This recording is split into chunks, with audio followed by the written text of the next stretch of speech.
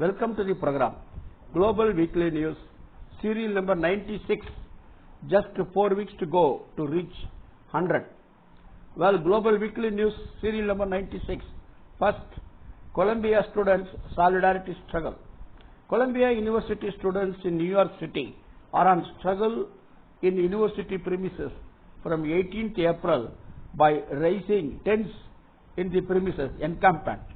They demand the university to divest its shares in Israeli academic institutions and Israeli corporations.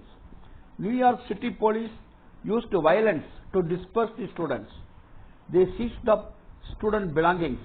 122 students were arrested. But the students again erected another tent and continued their struggle despite police intervention, suspensions, eviction from dormitories and other disciplinary actions. The university management held talks with the student leaders. The management warned that National Guard will be deployed to evict the students from their encampment or tents. Instead of deterring students, the repression faced by the Columbia students ignited over a dozen campuses across the country. Campuses such as Yale University and University of Minnesota were met with a similar repression, only to be followed by massive protests of faculty, students, and community members. On 4th May 1970, U.S. National Guard fired at students of Kent State participating in anti-Vietnam War protest. 4 students were killed and 9 got injured. Now, after 54 years, Columbia University is threatening the struggling students about deployment of National Guard. People's Forum issued a statement on 23rd April condemning any such deployment. The statement said the efforts to intimidate, scare, and break the will of students demanding end of genocide and justice will not succeed. People all over US and indeed around the world salute the heroic stand taken by Columbia students and students at college campuses throughout the United States that are demanding liberation for the Palestinian people. The Party for Socialism and Liberation issued a statement stating that the student movement is exploding across the country in a historic wave of protest in solidarity with the Palestinian people. No amount of repression can stop it. Palestine will be free. The death toll in Gaza has reached over 34,000 Palestinians, over 14,000 of them children. Comrades, second, worldwide students' solidarity struggles. On 23rd April, early morning, the students of the Columbia Gaza Solidarity Encampment woke up to the sound of 3 helicopters of major news outlets flying above their tents. The student movement for Palestine has been at an all-time high in the United States in response to the devastating Israeli genocide on the Gaza Strip. Palestinians just recently uncovered a second mass grave after Israeli forces killed over 300 people and discarded their bodies in the assault on Nasser Hospital. Due to the targeted killings of aid workers of World Central Kitchen and the strategic blockade of humanitarian aid, Gaza is on the brink of famine and hunger. Gaza Solidarity Encampment at Columbia became international news. Inspired by the struggles of Columbia students, students launched the encampments at universities. Encampment means erected tents at universities across US, including the University of Maryland, the University of North Carolina, the University of Michigan, Emerson College, the Massachusetts Institute of Technology, the University of Minnesota, the University of Rochester, the University of California, Berkeley, the University of New Mexico, the University of Pittsburgh, and the New School. Students around the world have also followed the example of Columbia, with students beginning on encampment at Sydney University in Australia on April 23 and at the University of Alberta in Canada on April 22nd. Students at New York University in New York City launched an encampment at 4 a.m. on April 22 on the campus. The same evening, the New York Police Department moved in on the camp and conducted a violent eviction, arresting both faculty and students. 128 were arrested. The day after protesters were arrested at New York University, the university erected a massive plywood wall in front of the encampment to prevent further encampments. Students at the University of Minnesota Gaza Solidarity Encampment were also arrested on April 23, with 9 students arrested and the entire encampment cleared. As a result, an emergency protest of over 1,000 students and staff gathered on campus. Right-wing media outlets and U.S. officials, including Joe Biden, attempt to portray student organizers as anti-Semitic. But the fact is, many Jewish people also take part in the Palestine Solidarity movement. Many of those arrested are Jewish themselves and have had their Jewish organizations such as Columbia Jewish Voice for Peace banned by the school administration. Anti-Semitic means anti-Jews, but the Jews are also in the movement in support of Palestine. Next, comrades, we are going to African country Sudan. In African country Sudan, internal civil war is going on between the Sudanese Armed Forces SAF and the Rapid Support Forces RSF for more than a year. Due to this war, public health facilities have deteriorated. Lots of people are migrating to other places within Sudan.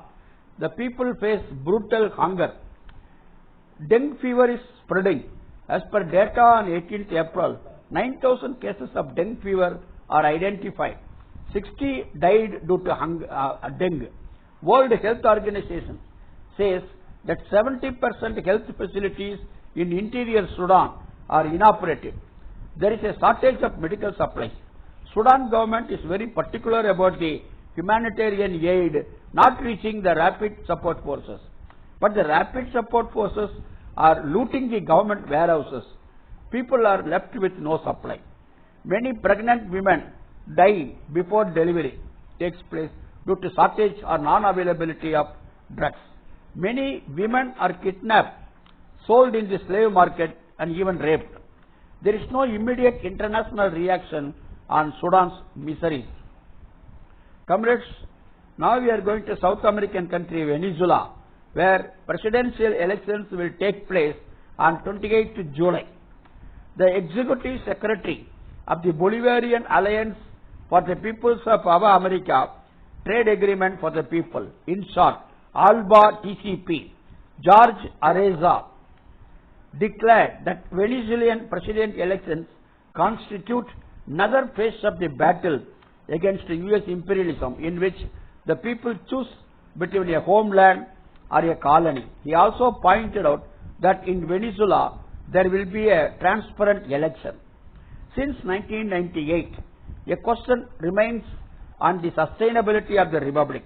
Venezuela was on an almost unstoppable trend, being a neo-colony. At the end of the 20th century, Venezuela was governed by the IMF and World Bank. Chavez then came to his own conclusion through reflection on an ideological evolution.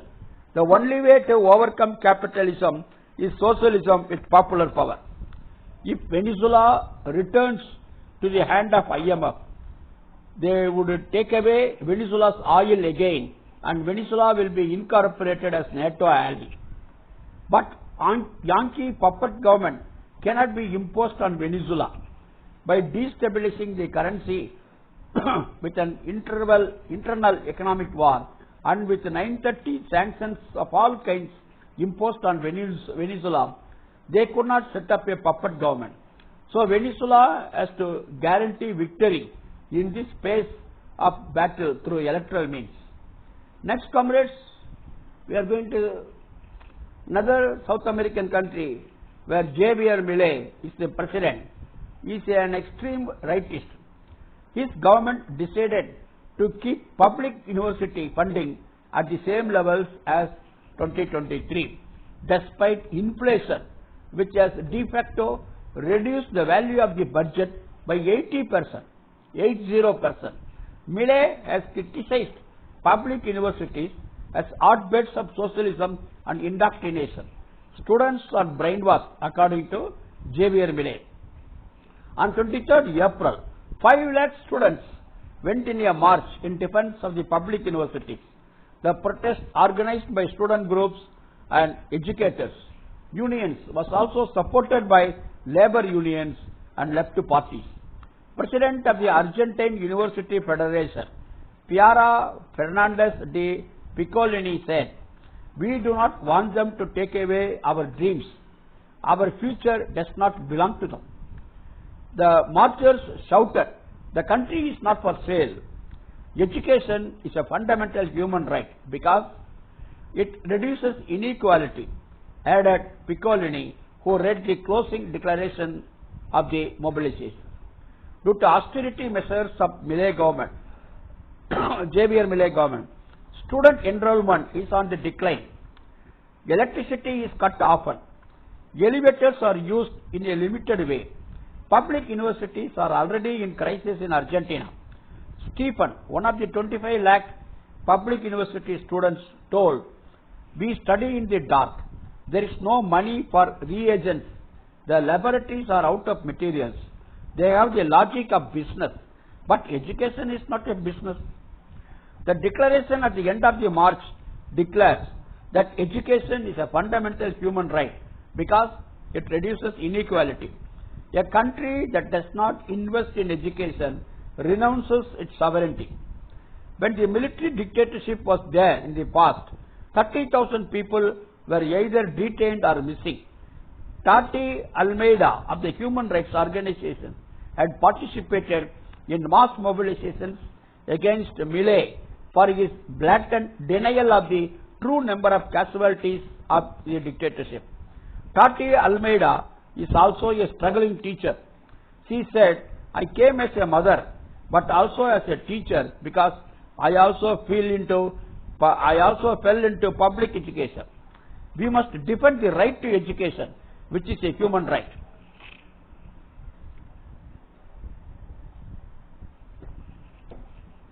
Comrades, April 24 is Anti-Colonialism Day. April 24 is a day of struggle against ongoing colonialism worldwide.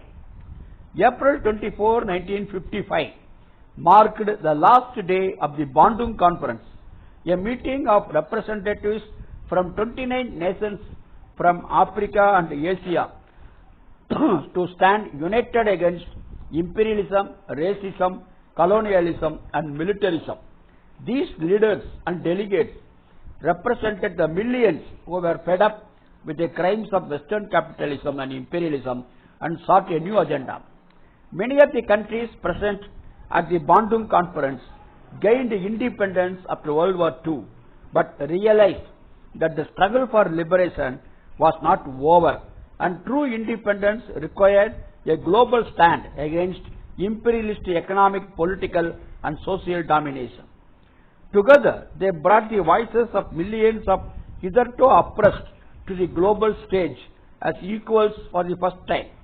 The Bandung Conference laid the foundation for the formation of the non-aligned movement in 1861 and changed the course of history. Indonesia, Burma, India, Sri Lanka, Pakistan initiated this conference. Bandung Declaration took into account United Nations Charter on World Peace and Coordination and Panchashil principles of Jawaharlal Nehru. Dr. Sukarno, then President of Indonesia, Jawaharlal Nehru, the then Indian Prime Minister, Chou En-lai, the then Chinese Prime Minister, Yuno of Burma, and Egypt's President Nasser, etc., attended the Bandung Conference. Comrades, historic unionization of US workers. To join a trade union is the right of the worker, but even that basic right is denied to many of the workers, not only in US, elsewhere also. But now, the realization has come to the workers' minds. And now recent election in USA, they voted in favor of unionization. Let us look at the details. The political management of southern states of the USA is not in favor of worker mobilizing in trade unions. The state governors of Alabama, Georgia, Mississippi, South Carolina, Texas, and Tennessee issued a statement that United Auto Workers Union is spreading misinformation and using scare tactics. The statement further stated they proudly call themselves democratic socialists and seem more focused on helping President Biden get re-elected than on the auto worker jobs being cut at the plants they already represent. On 19th April, workers at the Volkswagen factory in Chattanooga of Tennessee state made history when workers voted yes to unionize. These workers thus made Volkswagen the first non-union automaker to become unionized in the US since 1941. The unionization drive won by a landslide with 2,628 votes in favor and 985 votes against. James Robinson, a Volkswagen worker and a United Auto Workers Union organizing committee member, told that every time a union vote comes, they at the company try to act nice, like they are going to give you something or promise you something. But after the vote, they insist only on overtime. The victory of these workers has galvanized the working people across the nation. So all over US, there is going to be more and more unionization, and that's a good news on the coming eve of May Day, the Workers' International Solidarity Day.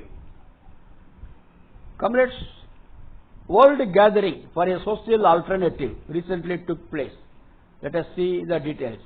500 representatives from movements, unions, and political parties hailing from countries across the world gathered in Caracas, the capital of Venezuela, for the World Gathering for a Social Alternative.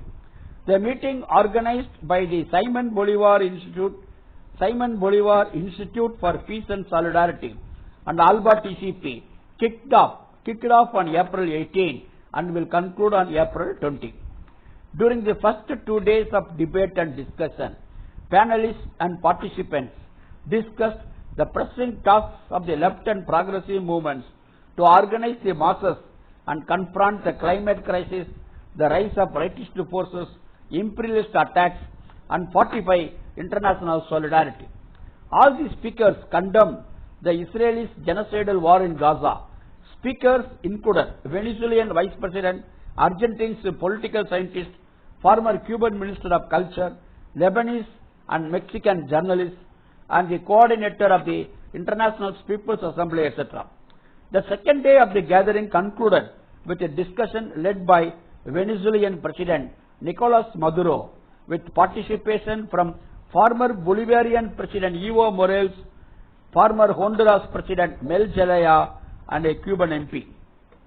The Venezuelan President affirmed as revolutionary movements that are in power, we should maintain the permanent mobilization of the masses. It is one of the keys of the Bolivarian revolution. It's a very good statement. Even after coming to power, the working class leadership shall be vigilant about protecting and maintaining the sustainability of the changed system. On third day of the gathering, Vijay Prasad, Director, Tricontinental Institute of Social Research and Chief Editor of Leftward Books, spoke in a separate seminar on hyper-imperialism. Thank you, comrades. See you next week.